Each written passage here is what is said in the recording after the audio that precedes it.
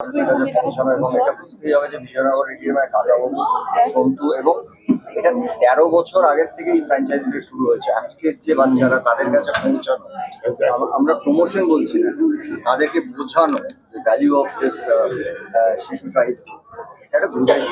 সেটার সঙ্গে একটা এত বড় ছবি, সেই ছবিটার একটা ব্যবসা, এবং অনেকেই জানেন যে আপনার এই ছবিটা 25শে ডিসেম্বর রিলিজ হওয়ার কথা ছিল, এটা আমরা 23শে জানুয়ারি রিলিজ করছি, which is like a blessing.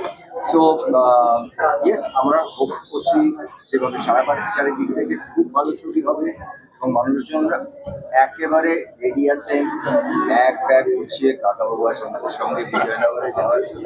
এবারে অবশ্যই আমাদের অ্যাডেড, আমাদের সঙ্গে কাকাবাবুতে আমি অ্যাডেড বলবো, আমাদের ব্লেসিং চরিত্রটা লেখা থাকে। এবার আমরা নিশ্চিত লোকটা পর্দার চমক দেবেন, বাঁচতে দিব।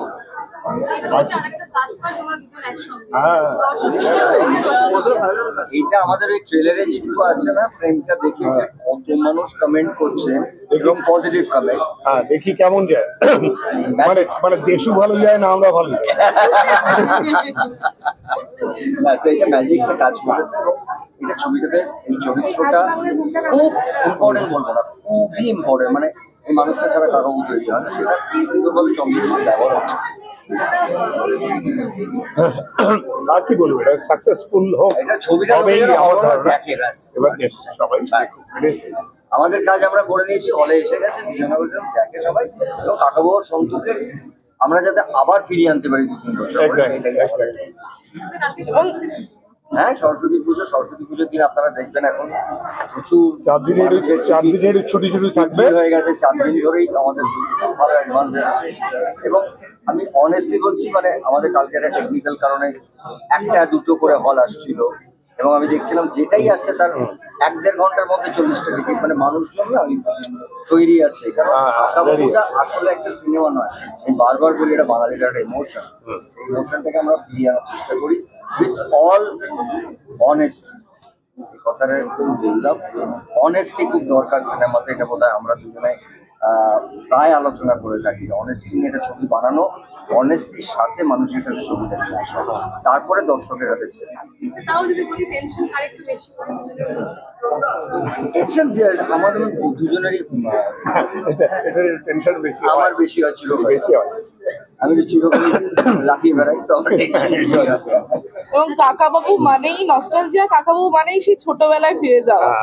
আবার করে যখন কাকাবাবু মানে দুজনেই করলে, তখন তোমরাও কি একটু ছোটবেলায় ফিরে গেলে? একদম, এক্ষুনি বলছিলাম ছেলেবেলায় বারবার যেতে ইচ্ছে করে, এটা একটা তার সুযোগ সেখানটা ফেরা।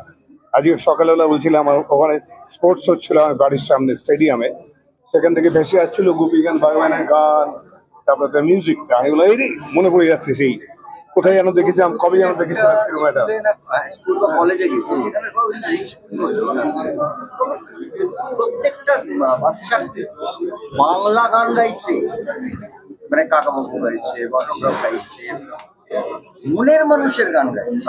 তারপরে আমরা না যেটা আমরা হারাই নয়, আমরা হারাইনি, আমরা আমাদের কালচারটাকে ধরে রেখেছি। এই যাদেরকে আমরা আজকে জেনজি নাম দিয়েছি, আমি না অবাক, মনের মানুষের গান গাইছে, মুখস্থ কথাগুলো আমার মনে সব কলেজ। তাই জন্য হচ্ছে আমরা আমাদের মতো বাংলার ঐতিহ্য ধরে আমরা যতটা কাজ করেছি, আমরা চেষ্টা করে যাবো। দাদা, তোমাদের দুজনকে একসঙ্গে দেখে দুর্দান্ত রিভিউ পাওয়া যাচ্ছে, মানে বলি পরে সিনেমা আবার দুজনকে একসাথে দেখবো, মানে এটাই তো হচ্ছে প্ল্যানিং করছে, এটাই তো আমরা। এই জুটিটা আবার কবে ফিরবে এবার বলো? গ্রেট ভাবে বিভক্ত পরিচালনা দিতে পারি, সেটা আমরা কথা নিয়ে বলি, কিন্তু আমরা দুজনে, আমাদের সঙ্গে আরেক দাদা থাকবে, মানে 3 জিত একসাথে। শুধু শুধু জিতটাকেও নিয়ে নিতে পারে, জিতবাবু যদি রাজি হন, আমাদের কোনো সব জিত থাকবে। হ্যাঁ, অল জিত।